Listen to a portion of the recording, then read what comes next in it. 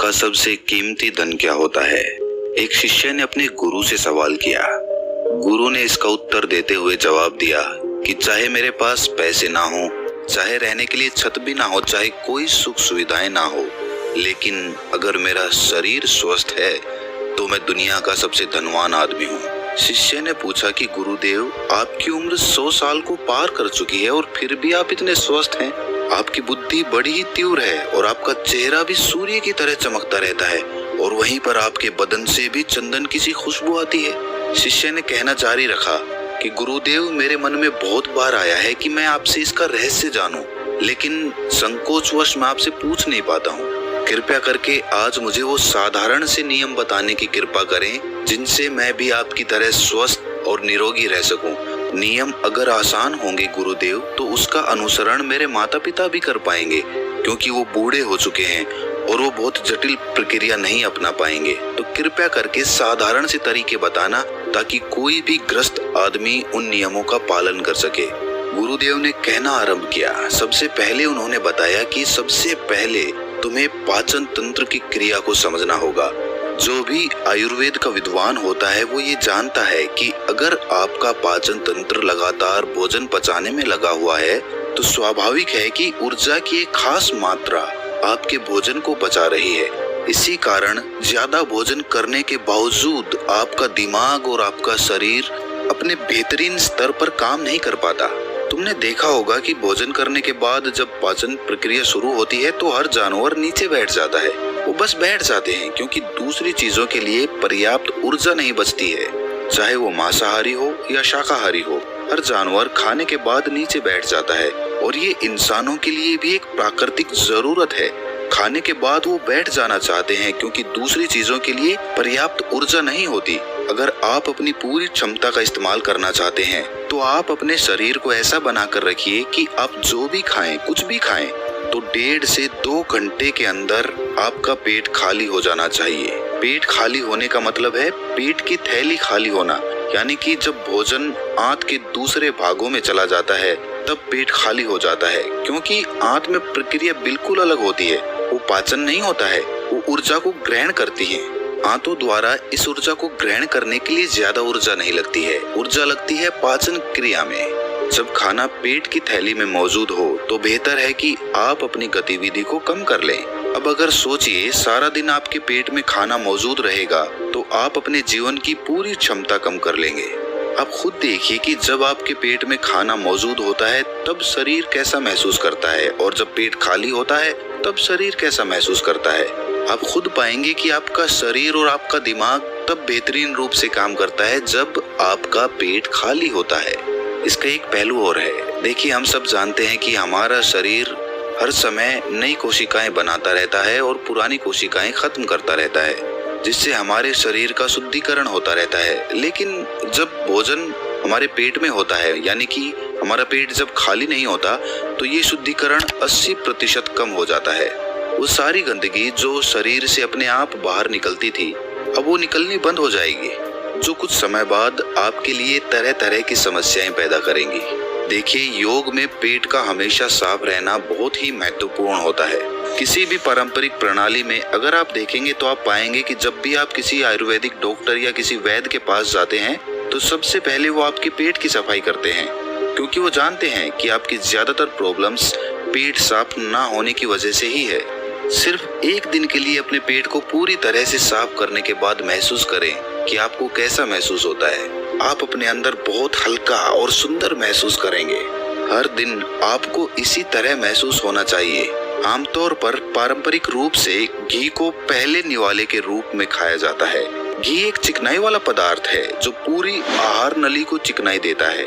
आपको सबसे पहले इसे ही खाना चाहिए ताकि ये भोजन के प्रवाह को आसान बना दे। जब आप बहुत मसालेदार भोजन खाते हैं तो उसे खाने से पहले आपके भोजन मार्ग पर घी की परत चढ़ाना बहुत अच्छा होता है। घी का महत्व ये है कि ये आहार नली को साफ रखता है।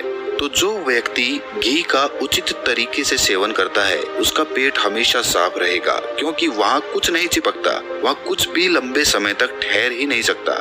पेट का कैंसर, आंत का कैंसर आजकल ये बहुत ज्यादा हो रहा है। तो अगर आप एक निश्चित मात्रा में घी का सेवन करते हैं तो ये घटना बहुत कम हो जाती है, लेकिन उसके लिए घी सही गुणवत्ता का होना चाहिए, तरीके से गाय या भैंस के दूध से बनाया जाए।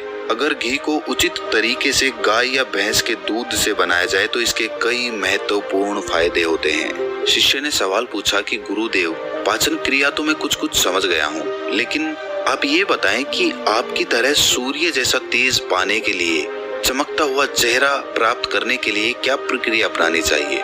गुरु ने इसका उत्तर देते हुए कहना शुरू किया कि देखिए, आज के समय में बहुत सारे लोग सुबह उठते ही खाली पेट चाय पीते हैं। चमकता हुआ तेजस्वी मुख पाने के लिए हमें कुछ प्रक्रिया नहीं अपनानी, हमें बस अपनी दिनचर्या सही करनी है, अपना खान पान सुधारना है। सुबह खाली पेट चाय पीना जहर के समान होता है। वो धीरे धीरे आपके अंदर आपकी आंतों को कमजोर कर देता है। पेट में धीरे धीरे एसिडिटी होने लगती है और अपने आप मन और मस्तिष्क सुस्त पड़ते जाते हैं। सुबह उठते ही तुम्हें तांबे, चांदी या मिट्टी के बर्तन में रखा हुआ पानी पीना चाहिए, लेकिन चांदी और मिट्टी की तासीर ठंडी होती है, इसीलिए कफ, अस्थमा या दमा जैसे रोगी इसका उपयोग ना करें। रात में आपने चांदी, तांबे या मिट्टी के बर्तन में पानी रख दिया और सुबह खाली पेट बिना दातुन किए हुए उसे पी लिया।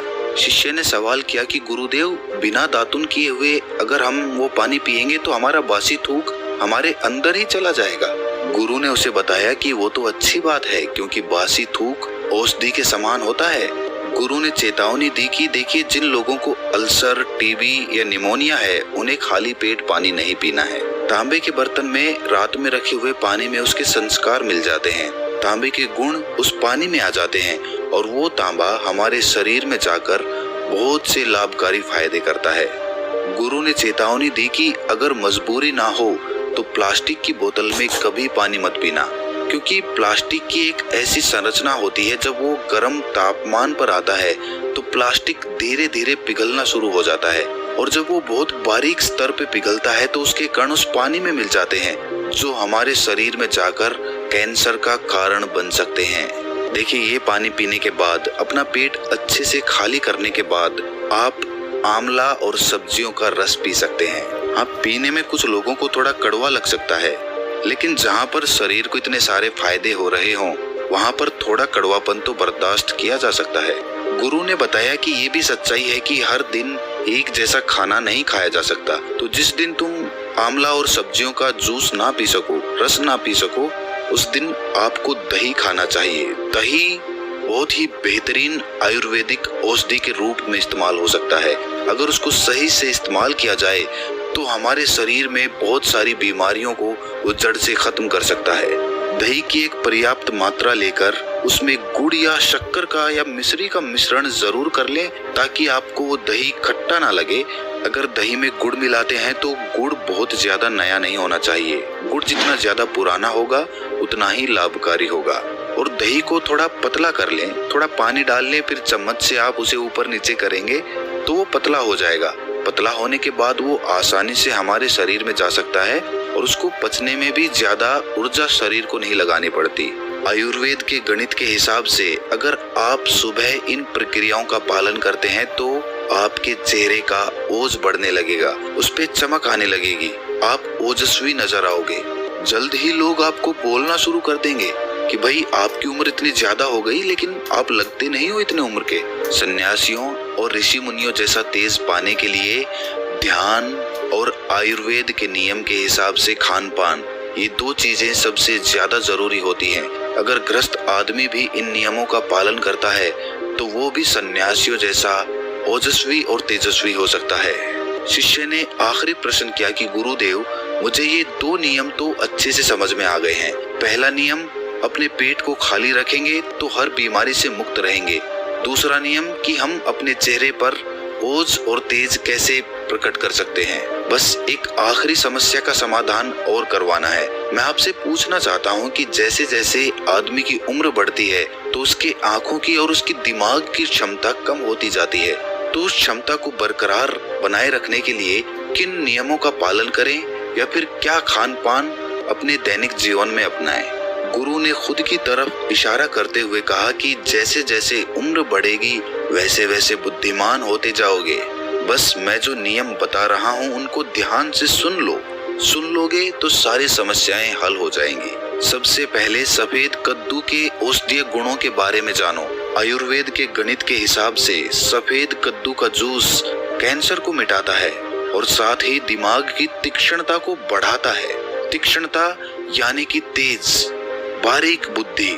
लेकिन ये समझ लेना कि सफेद कद्दू का जूस ठंडा होता है, इसीलिए अस्थमा और जिनको सर्दी जल्दी पकड़ लेती हो ऐसे लोगों को सफेद कद्दू के जूस का सेवन नहीं करना है। दिमाग और आंखों को तेज करने के लिए जो अगला नुस्खा मैं बता रहा हूँ वो हर कोई कर सकता है, बल्कि हर किसी को करना चाहिए।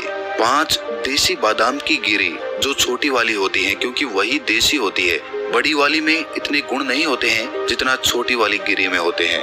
5 वैसी छोटी गिरी और 1 अखरोट रात को पानी में भिगो दो। सुबह उनके छिलके उतारो और उन्हें किसी पत्थर के खरल में, याद रखना पत्थर का खरल, किसी ऐसे वैसे बर्तन में नहीं, क्योंकि इससे उसकी गुणवत्ता खत्म हो जाती है। उस पत्थर में ये डालने के बाद उसे मथना शुरू करो। धीरे धीरे जब आप उसे पीसेंगे तो वो बारीक होने लगेगा और उसके बाद उसमें दूध डालना शुरू करो। ऊपर से दूध गाय का रहेगा, वो सबसे ज्यादा बेहतरीन रहेगा दिमाग के लिए। इस्तेमाल करने को भैंस का या बकरी का भी कर सकते हैं, लेकिन गाय का दूध सबसे ज्यादा महत्वपूर्ण हो जाता है जब दिमागी समस्याओं के बारे में बात आती है। तो अब उस बादाम और अखरोट को उस दूध के साथ पीसना शुरू करो।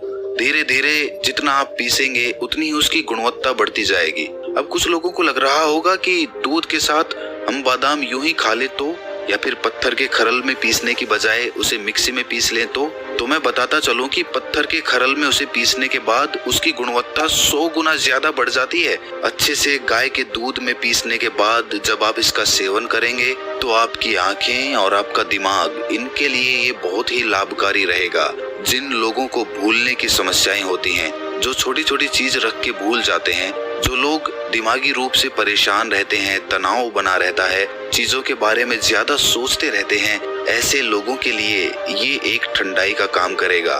उनके दिमाग में एक ठंडक पहुंचाएगा जिससे उनका दिमाग अपने बेहतरीन स्तर पर काम कर पाएगा। शिष्य ने ये नियम अच्छे से कंठस्थ कर लिए और उसके बाद घर जाने के लिए अपने गुरु से आज्ञा मांगी। शिष्य अपने गुरु से आशीर्वाद लेकर अपने घर की तरफ प्रस्थान कर गया। तो दोस्तों, कैसा लगा ये ज्ञान आपको कमेंट सेक्शन में जरूर बताना, और फिर भी आपको कोई सवाल हो तो वो कमेंट्स में जरूर पूछना, क्योंकि आपके सवाल ही हमें सोचने पर मजबूर करते हैं। तो मिलते हैं किसी